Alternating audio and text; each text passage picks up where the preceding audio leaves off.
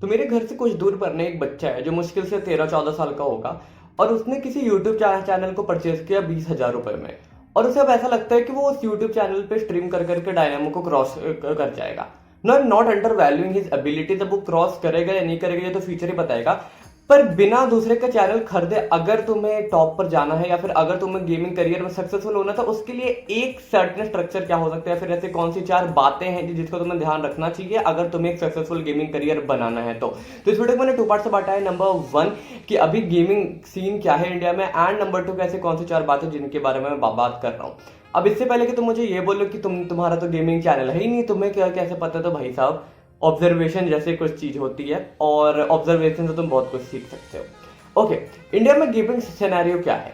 तो भाई देखो, इंडिया में जो टॉप पर गेमर है वो Total Gaming, Techno Gamer, Dynamo है, स्काउट है, मॉर्टल है, कैरी है, and then there are many small gamers, there is Ronnie, Alpha Gaming and a lot of them.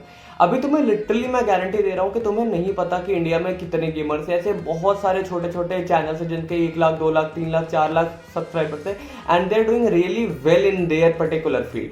अब लेकिन यहाँ पर जब इतना टफ कंपटीशन और जब गेमिंग कम्युनिटी सैचुरेशन की ओर जा रही है, जहां पर प्रॉपर इतने सारे चैनल्स हो चुके हैं कि भीड़ आ गई है, तो वहां पर ऐसी कौन सी 4 बातें जिसका तुम्हें ध्यान रखना चाहिए। तो now I move to the second part of the video. Number 1, originality. So originality तुम्हारे कंटेंट में होना चाहिए। अब मैं यहाँ पे जब भी देखता हूँ कि कोई भी बंदा अगर गेमिंग स्टार्ट कर रहा है तो ही फॉरगेट्स एवरीथिंग ही हैज। वो या तो कैरी की कॉपी करेगा, वो तो या तो डायनोमो की, या तो टोटल गेमिंग की, या तो टेक्नो गेमर्स की, वो वहाँ पे कॉपी पे आ जाते हैं। गेमिंग में इस बात को समझना पड़ेगा कि जब भी कोई बंदा किसी गेम प्ले को देखता है तो उसे ऐसा समझ में आता है कि उसका कोई दोस्त या उसका कोई भाई बगल में बैठ के गेम खेल रहा हो, तुम उसे खेलते हुए देख रहे हो। तो ये चीज तुम्हारे में होनी चाहिए कि अगर तुम दूसरे को कॉपी करते आओगे, अगर तुम कैरी की कॉपी करके गेम खेलोगे तो मैं कैरी को ही क्यों ना दे देख लूं। और पता नहीं, इतनी सिंपल सी बात है कि अगर तुम किसी बड़े बंदे को कॉपी करते हो, see there is a difference between copy करना एंड इंस्पिरेशन लेना। यहाँ पर जो मैं अपने वीडियो में टाइम स्टैम्प डालता हूँ, it is inspired from Vedant Rashti, but it is not copied from the. मेरा कंटेंट कॉपीड नहीं है, it is inspired, but I know कि I have my own values, I have my own things to speak.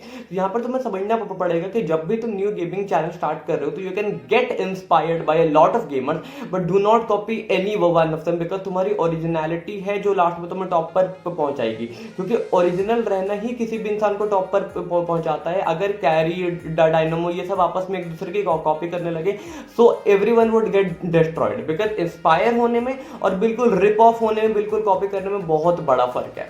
Number 2, variety streaming. तो जब PUBG ban हुआ था ना, तो आधे गेमर्स की हालत खराब हो गई थी। इवन ट्रिगर्ड इंसान ने भी इस चीज को एडमिट किया था कि जब पबजी बैन हुआ था तो उसकी ऑडियंस को बहुत टाइम लग गया था दूसरे गेम्स के साथ अडेप्ट करने में।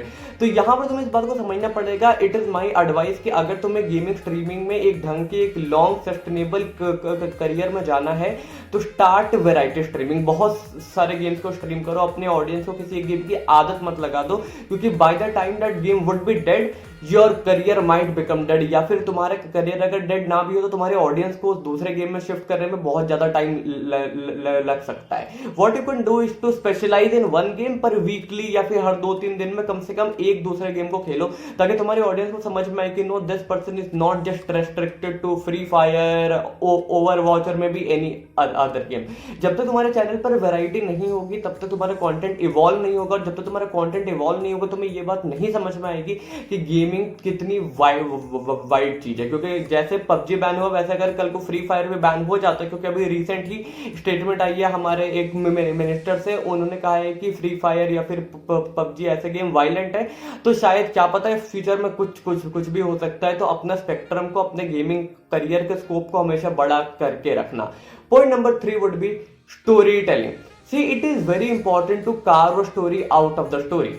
अब जैसे GTA 5 की खुद की स्टोरी लाइन है, but it is very important for you to carve a entire different story from that story. मैं इसको थोड़ा सिंपली समझाता हूँ।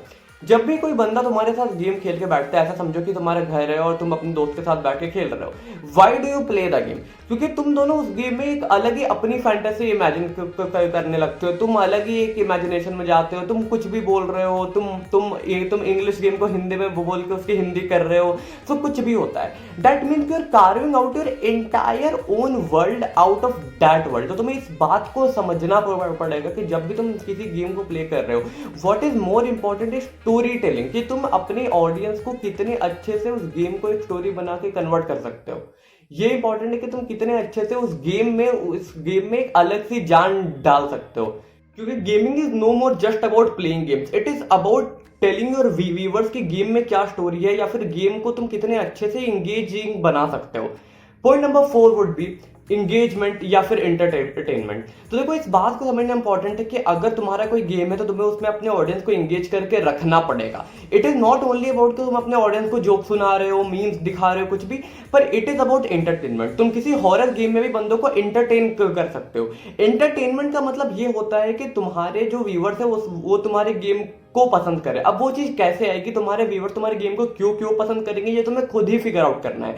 बस तुम ऐसा देखो कि जब भी तुम कोई स्ट्रीम कर रहे हो तो you are trying your best to make it interesting. Again, interesting का मतलब ये नहीं कि तुम वहां पे हंस रहे हो, तुम अगर हॉरर गेम में हंसोगे तो इट वोंट सूट, राइट? तो तुम्हें इस बात को समझना पड़ेगा कि जब भी तुम किसी सर्टेन जॉनरा की गेम को खेल रहे हो तो तुम उस गेम को एंटरटेनिंग बनाने की कोशिश कर रहे हो। एंटरटेनिंग का मतलब होता है इंगेजिंग, कि अगर कोई बंदा तुम्हारी वीडियो को देख रहा है तो उस वीडियो को देखता जाए, उसका जो अटेंशन स्पैन है तुम रिटेन करके रखो।